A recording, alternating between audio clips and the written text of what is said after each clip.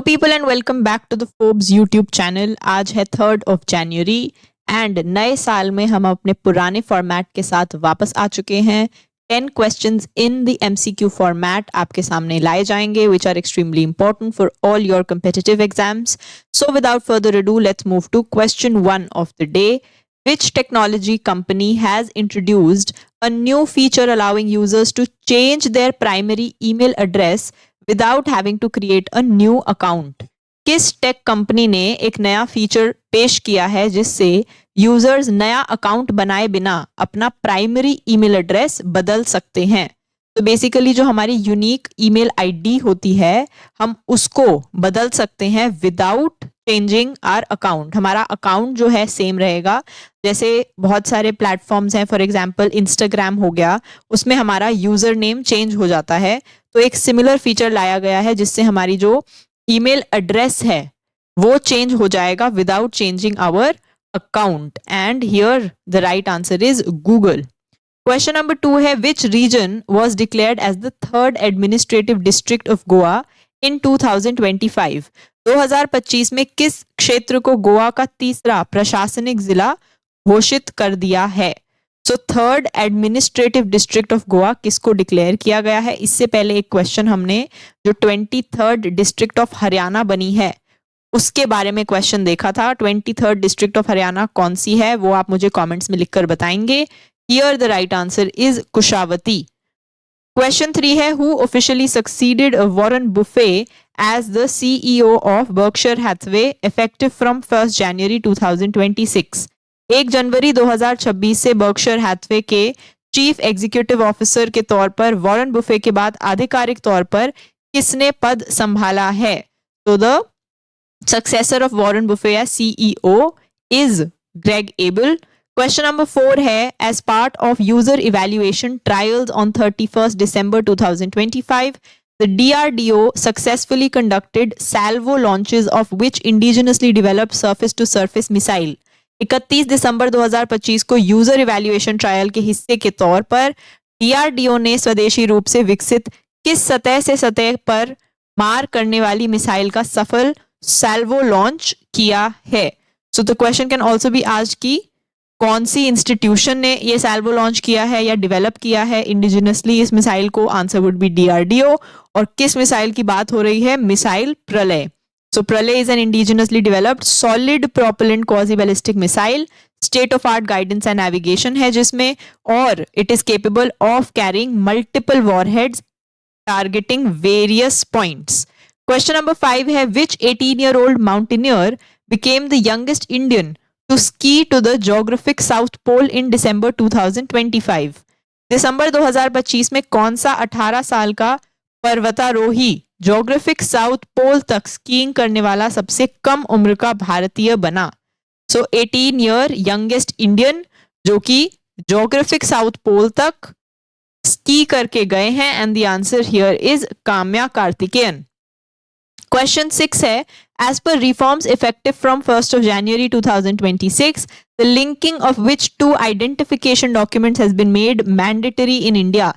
1 जनवरी 2026 से लागू होने वाले सुधारों के अनुसार भारत में किन 2 पहचान दस्तावेजों को लिंक करना अनिवार्य कर दिया गया है? इनमें से कौन से 2 डॉक्यूमेंट्स हैं आपके जो कि लिंक्ड होने कंपलसरी हैं from 1st of January? And the answer is your PAN and Aadhaar card.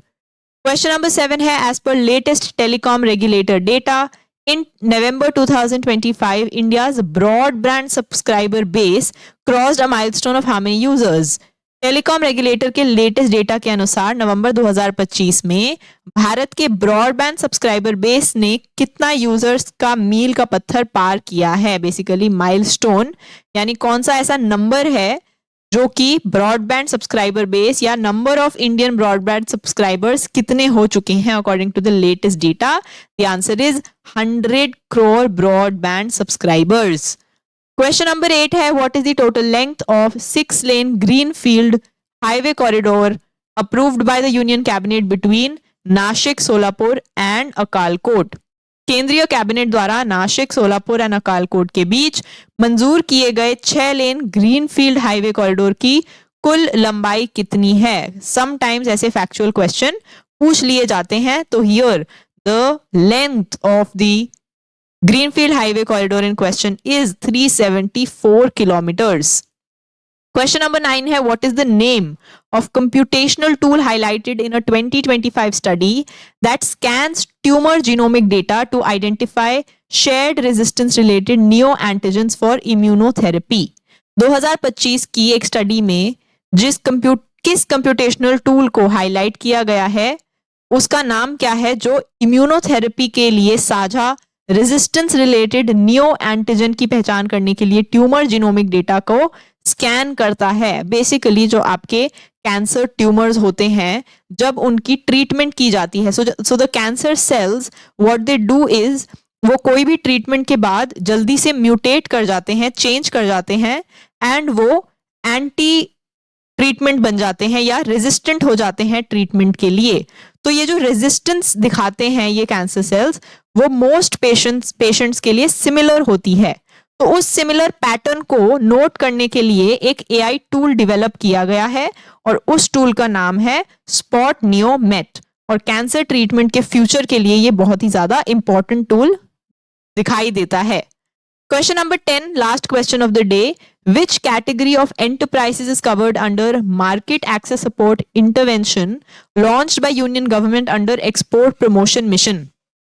केंद्र सरकार द्वारा एक्सपोर्ट प्रमोशन मिशन के तहत शुरू किए गए मार्केट एक्सेस सपोर्ट इंटरवेंशन में किस कैटेगरी के एंटरप्राइज को शामिल किया गया है? कौन सा कैटेगरी ऑफ एंटरप्राइज है, कौन से टाइप्स ऑफ एंटरप्राइजेस हैं जिनको एक्सपोर्ट प्रमोशन मिशन के under market access support intervention दिया जाएगा? यानी कि मार्केट का एक्सेस इस तरह के एंटरप्राइजेस को ज्यादा से ज्यादा दिया जाएगा under the export promotion mission, and the answer is MSMEs, micro small and medium enterprises. आपको ये भी पता होना चाहिए कि ये जो MSMEs हैं ये हमारे एक्सपोर्ट का 40% होल्ड करते हैं, although they are micro small and medium enterprises। तो नाम से ऐसा लगता है कि ये एंटरप्राइजेस स्मॉलर लेवल पे काम करते हैं, बट इनका जो कॉन्ट्रीब्यूशन है टू एक्सपोर्ट एंड जीडीपी ये बहुत ही ज्यादा है। So with this we finish off our 10 questions of the day. If you liked the video, then please subscribe to our channel and follow us on all our social media channels. For ebooks, e-PDFs and lots of daily updates for free, you have to join our Telegram. The link is in description. Thank you. Bye-bye and keep learning. Hello people and welcome back to the Forbes YouTube channel. आज है 5th of January. And because yesterday was an off, so today's video has 20 questions lined up for you in the MCQ format, which are extremely important for all your competitive exams. So without further ado, let's move to question 1 of the day. Which insect species in the Peruvian Amazon has been granted formal legal rights, marking a global first? Peru के Amazon में किस कीड़े की प्रजाति को औपचारिक कानूनी अधिकार दिए गए हैं जो दुनिया में पहली बार हुआ है? सो ये बहुत ही न्यूज़ में रहा। पेरुवियन अमेज़न जो है, अमेज़न रेन फॉरेस्ट जो है, वहाँ का एक इंसेक्ट है।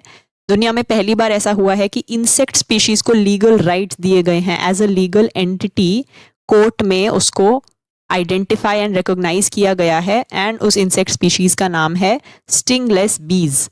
क्वेश्चन 2 है, which cities will be connected by India's inaugural Vande Bharat sleeper train starting operations in January 2026?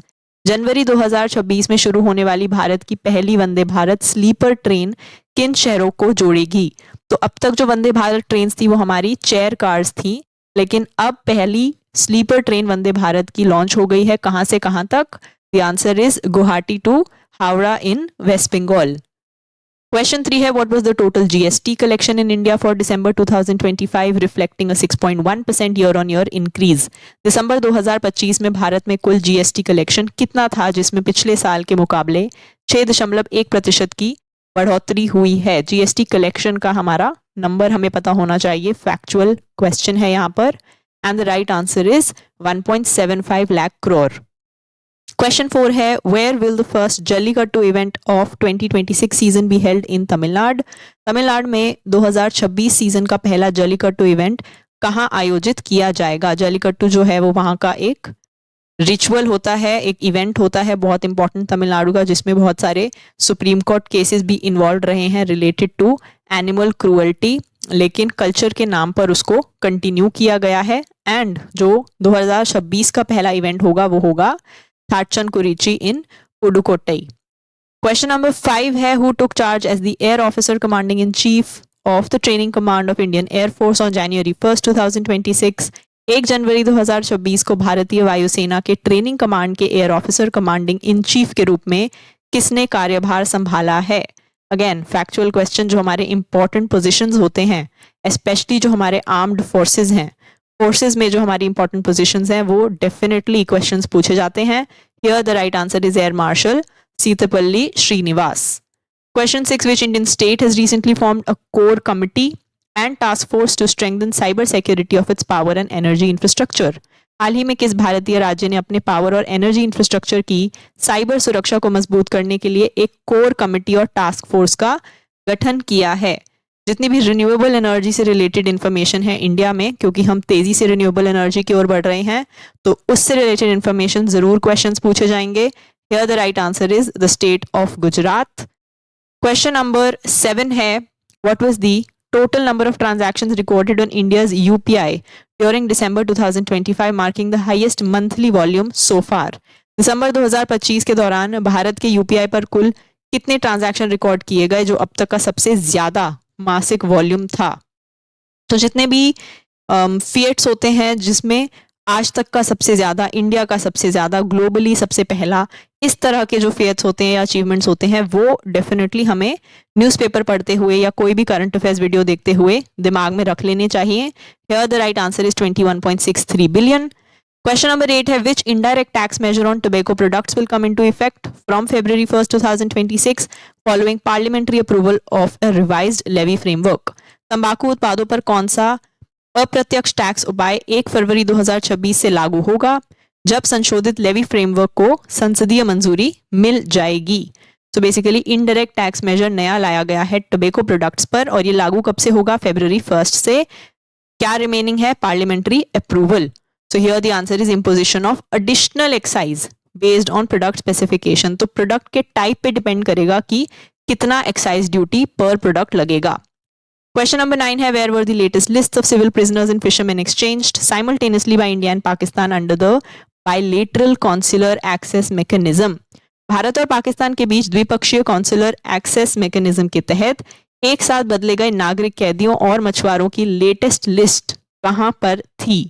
तो बेसिकली इंडिया के जो सिविल प्रिजनर्स और फिशरमैन हैं, जो पाकिस्तान में अटके हुए हैं, और पाकिस्तान वाले जो इंडिया में अटके हुए हैं, उनकी जो एक्सचेंज की लिस्ट है, वो कहाँ एक्सचेंज हुई है? न्यू दिल्ली एंड इस्लामाबाद के बीच, which are the capitals. Question number 10 है, which Indian state became the first to constitute 8 state pay commission following implementation of latest central pay commission? Latest central pay commission लागू होने के बाद कौन सा भारतीय राज्य अपना 8वां राज्य वेतन आयोग गठित करने वाला पहला राज्य बन गया है?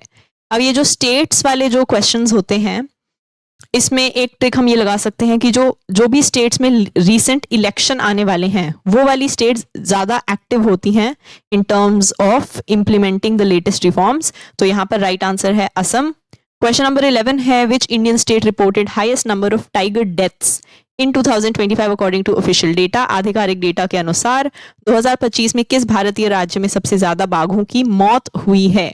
टाइगर जो हमारा नेशनल एनिमल भी है, और तेजी से पॉपुलेशन घट रही थी, इसलिए हमने जो प्रोजेक्ट टाइगर शुरू किया हुआ है, उसके चलते टाइगर जो है हमारा एनवायरनमेंट एंड वाइल्ड लाइफ से जो हमारे रिलेटेड स्टैटिक जीके होती है, वो हमेशा एक हॉट टॉपिक बना रहता है।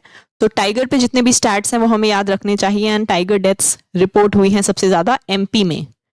क्वेश्चन नंबर 12 है, which country has enacted law on virtual assets to legalise crypto currency mining and trading from January 1st 2026? किस देश ने 1 जनवरी से क्रिप्टो करेंसी माइनिंग और ट्रेडिंग को कानूनी बनाने के लिए वर्चुअल एसेट्स पर कानून बनाया है? तो वर्चुअल एसेट्स क्या होते हैं? जिनका फिजिकल तौर पर कुछ भी नहीं होता है, लेकिन वर्चुअली जो हमारा कंप्यूटर सिस्टम है उसके अंदर वो हमारे एसेट्स होते हैं, जैसे कि क्रिप्टो की कोई भी करेंसी, कोई भी पेपर नोट हमारे हाथ में नहीं होता, but crypto is a currency which is virtual. तो यहाँ पर तुर्कमेनिस्तान का जो कंट्री है, उन्होंने लॉ ऑन वर्चुअल एसेट्स बनाया है, जिससे क्रिप्टो करेंसी की जो माइनिंग एंड ट्रेडिंग है वो लीगलाइज हो जाएगी।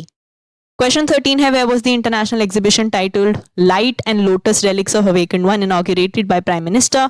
प्रधानमंत्री द्वारा the light and the lotus relics of the awakened one नाम की इंटरनेशनल प्रदर्शनी का उद्घाटन कहाँ किया गया? सो बेसिकली यहाँ पर जो बुद्ध के पिपरावा के रेलिक्स हैं वो पहली बार आफ्टर 100-125 साल इंडिया में वापस आए हैं और ये कहाँ इनॉग्रेट हुआ, न्यू दिल्ली में।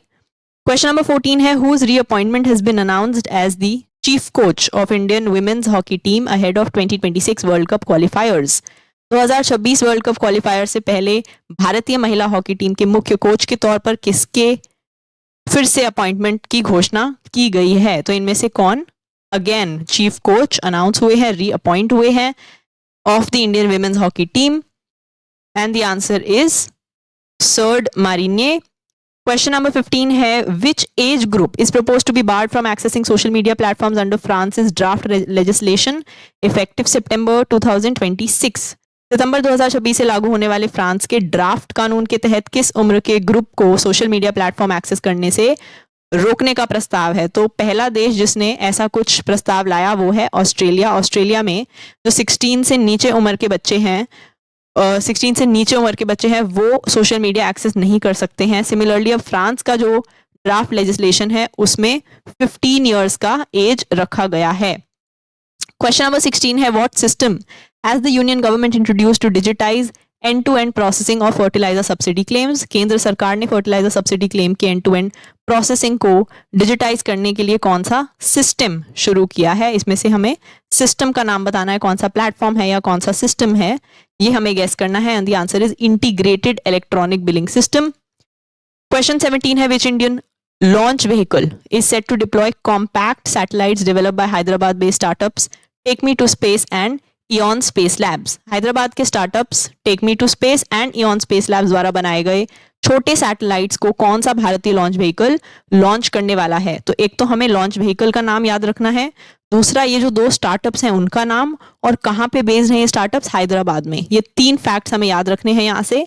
Launch vehicle in question is the PSLV। Question 18 है which statutory body has been created adjudicate disputes related to sports administration in India?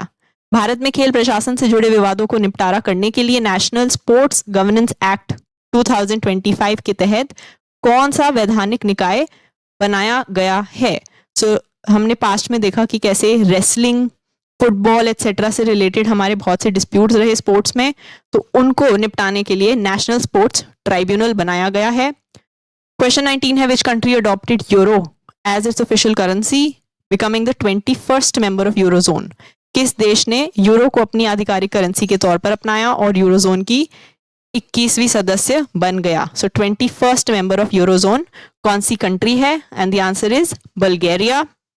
Last question of the day है what has the Delhi public works department, that is the Delhi PWD, made mandatory in tenders for future road signage projects? Delhi लोक निर्माण विभाग ने भविष्य के road signage projects के tender में क्या अनिवार्य कर दिया है? इसमें से कौन सी चीज है जो अब कंपलसरी है in the road signage projects in Delhi? And the answer is QR code embedding. So with this we finish off our 20 questions of the day. If you like the video, then please subscribe to our channel and follow us on all our social media channels for ebooks, e-PDFs and lots of daily updates for free.